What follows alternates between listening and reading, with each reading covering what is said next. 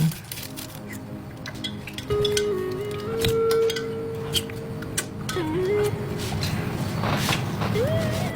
belki 5 kilo pesto sapsa kalktın üstüne.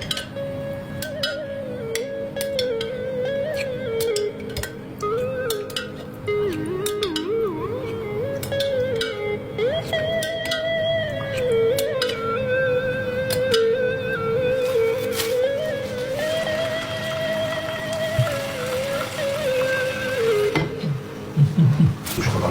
Değil mi?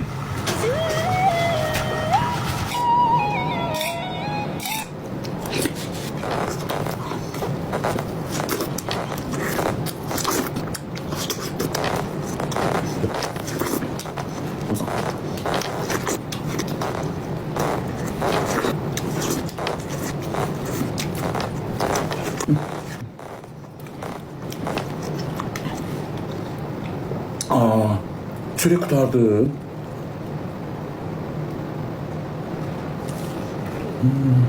Gece saat 3'de bir çörek.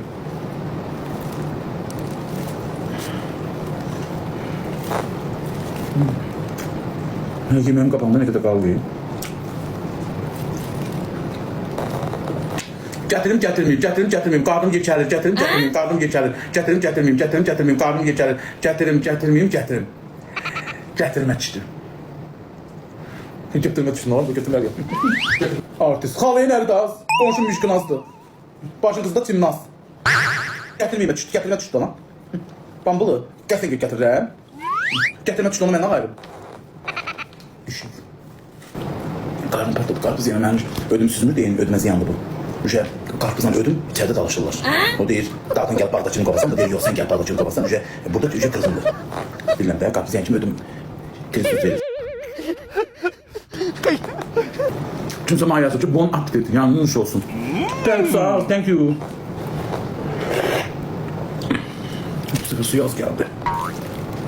Zəhər, ürəyinə, elə bir ki, qarpızın suyunu içməmisiniz. Bu, o qəşəkdir. O qəşəkdir, oy.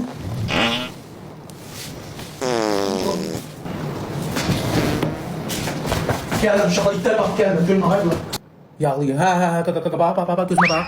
Bax, gözüm çıxdı kəlləmə, bax. Gördün? Uzanmasam keçməyəcək, yoxsa gördüm ki, təziyim qalxmaq adı uzanma. Şəkərim yoxdur, təziyim var. Gördüm ki, qalxdı, jədəyə getdim ta. Sən də partlayırsan, get uzan, mən də yemişəm böyüklər. Buna bax, oynayır.